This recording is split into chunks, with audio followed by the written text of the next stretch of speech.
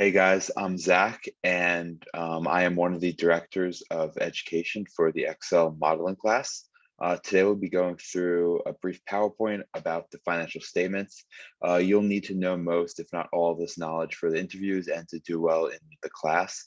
Obviously, we understand if you're a freshman, maybe some sophomores, you may not know all of it, but definitely if you're a junior or senior, you should know most of this. And it serves as a foundation for what we'll be doing in the class. And if you don't know this, it will be very difficult to keep up with us as we're moving along. So that being said, let's get started. So the three financial statements are the income statement, the balance sheet, and the cash flow statement. The income statement depicts the operating performance of a company. It shows revenue, it subtracts expenses, and the bottom line will be net income, the profitability of the company. Next, we have the balance sheet, which shows the company's resources, assets, liabilities, and equity. And the fundamental accounting equation, as you see, is assets equals liabilities plus equity. And that's super important to remember so you can ensure that your balance sheet balances. And finally, the cash flow statement, it reconciles some of the non-cash charges on the income statement and actually shows you where the cash is going. Note that the income statement and the cash flow statement both show the financials of a company over a period of time, whereas a balance sheet is just a snapshot at one particular time of the company's resources. So digging a little deeper into the income statement, the first line of the income statement will be revenue, and the last line will be net income. And essentially, it's where is the money going, what expenses are being taken from revenue, and how much money is left over as net income. So what money do we have left over with all these expenses? That's what the income statement shows. There's a lot of financial jargon. If this is the first time you're seeing this, then it may seem really confusing, but just hang in there. Just know that we're just starting with revenue. We're subtracting out various types of expenses to get to our net income or our bottom line number. So the top line, as I said, is revenue. Other names for this are sales or net sales. The next line, if it's a company selling a tangible product, will be cost of goods sold. And also there is another name, cost of revenue or sales. And then the next line you'll see is gross profit, which is just revenue minus the cost of goods sold. Then we'll get into operating expenses. A few different types of operating expenses is SG&A, which stands for selling, general, and administrative, payroll, utility bills, the costs not directly related to getting revenue, but still needed to pay for business operations would fall under SG&A. And then also R&D, so it's a pharmaceutical company or tech company performing research, R&D would fall under an operating expense. And there's a few others that are less important. And this will get you to EBITDA. EBITDA you won't find in the income statement, but it's really just EBIT plus depreciation and amortization, which will be the next line. Sometimes it's its own line, sometimes it's categorized within operating expenses. Depreciation and amortization just allows you to show that some of your machinery and other equipment you use to create your products are used over a period of time. So even though you buy it at one time, depreciation and amortization shows that it's used. It shows the cost of the machinery over the lifespan of that product that is being used to create what you're selling. After that, we'll get to EBIT, which is earnings before interest and taxes, which is also called operating income or operating profit. And after that, we'll take out non-operating expenses such as interest income and interest expenses. And the next line will be income before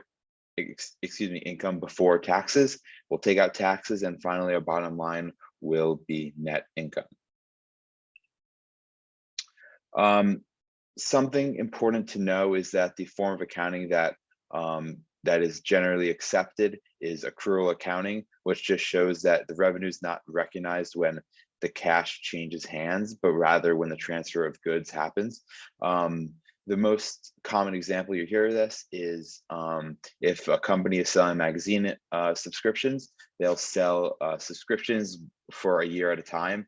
And even though they're getting the cash for a year's worth of subscriptions at one time, the company will not recognize all that revenue. It'll only recognize the revenue for each month as they're actually giving the product to its customers. So it's really when that transfer of goods happens and the customer receives the good that the revenue is recognized. And that's what accrual is. And it differs from cash accounting, which is just when the cash changes hands. And again, we reconcile this difference in the cash flow statement, and that's why it's so important. Next, we'll move on to the balance sheet. The three sections of the balance sheet are assets, liabilities, and equity. And remember the fundamental accounting equation: assets equals liabilities plus shareholders' equity.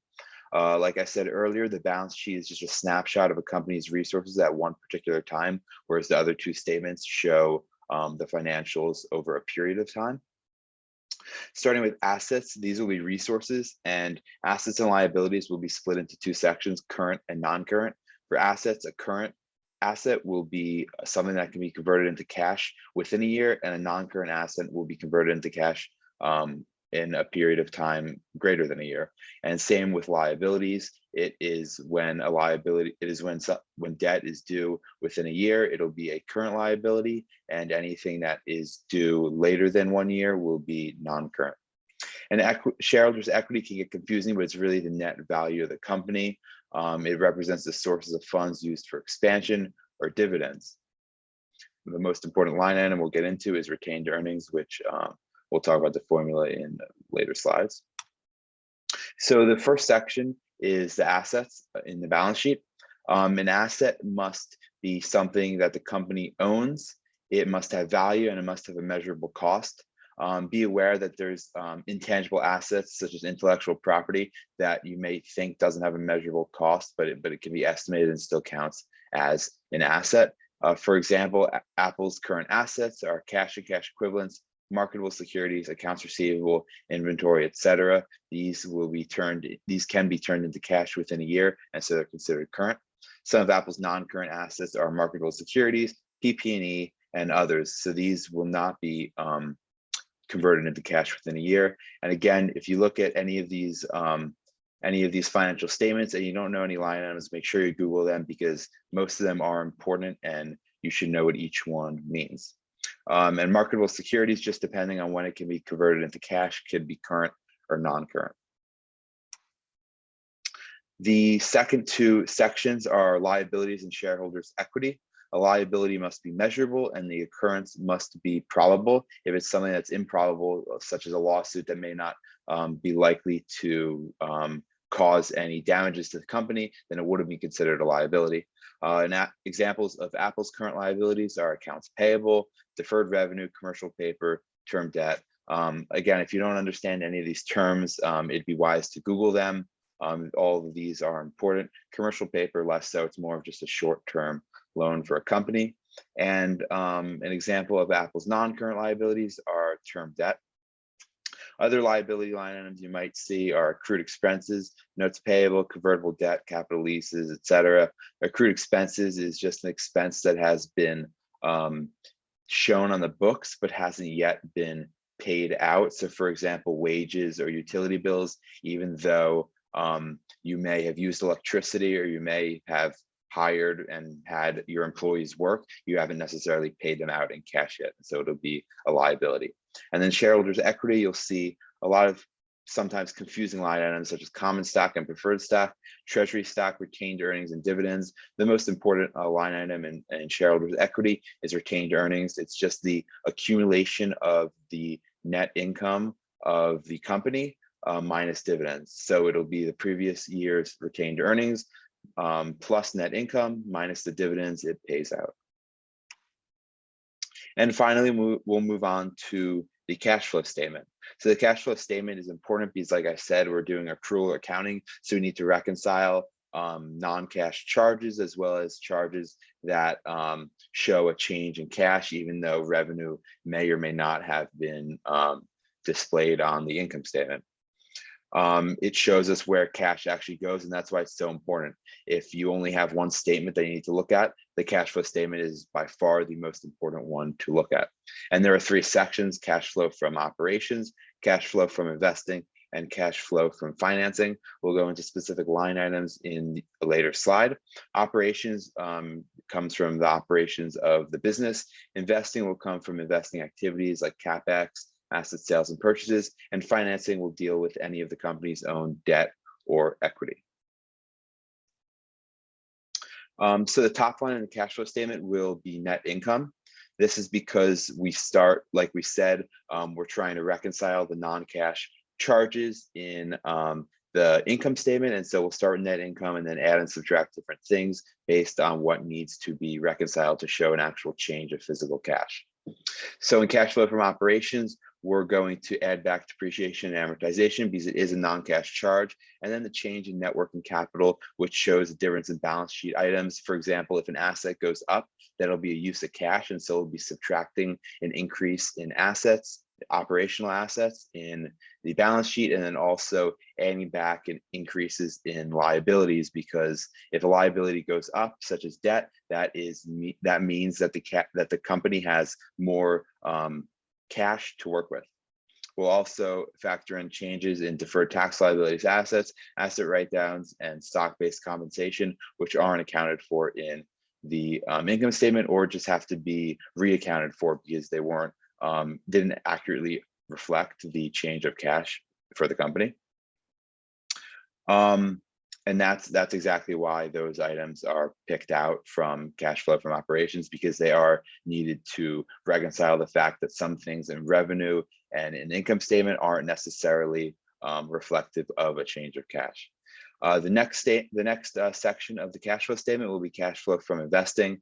CapEx will usually be the most significant line item in this section. The purchases of marketable securities of other firms, or just not its own firm, because that would be in cash flow from financing. Sales of assets, sales or purchase of assets, and also change in other long-term assets will be in cash flow from investing. And again, those are not shown in the income statement, and so we do have to account for them. And finally, the cash flow from financing. That's the third section. It will show a change in debt of the company's own debt, whether we're issuing or repaying debt, it will account for that. And it'll also show if we are issuing or buying back stock, and also paying dividends. It will account for this because those are not accounted for in the income statement. And again, a lot of these line items will differ based on the company you're looking at. So it's really important to know the connections between all the statements. In finance interviews, you'll get this question a lot. The income statement and balance sheet are connected through retained earnings. The net income on the income statement flows into the shareholders' equity section of the balance sheet, and then we subtract dividends to then add to the retained earnings from the previous year to get the retained earnings of the current year. The cash flow statement and income statement are connected because the first line, net income, is the bottom line of the income statement, and we're adding back those non-cash charges that the income statement accounted for, even though they weren't necessarily a change in cash. It was more so doing it based on accounting standards. And then the balance sheet and cash flow statement are connected because of differences in balance sheet items like net working capital and PP&E. Remember, we're paying out capital expenditures in the cash flow from investing. And so if we're buying property or plant or equipment, we will have to subtract that out. That is another thing that's not accounted for in the income statement. So we reconcile that in the cash flow statement. And also in cash flow from operations, we will subtract an increase in assets, and we will add back an increase in liabilities, just because increasing assets is a use of cash and increasing liabilities is a gain of cash.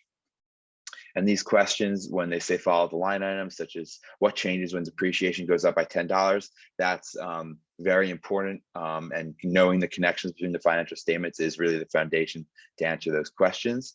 And that is it for the slides. Yeah, just go through these, make sure you know most of the information on here. We do expect most of the people interviewing and who will get spots to know most of this information because it is fundamental to the course. And yeah, good luck, and we look forward to reading your applications and seeing you in interviews, and hopefully teaching you some stuff over the next few weeks. Have a good one.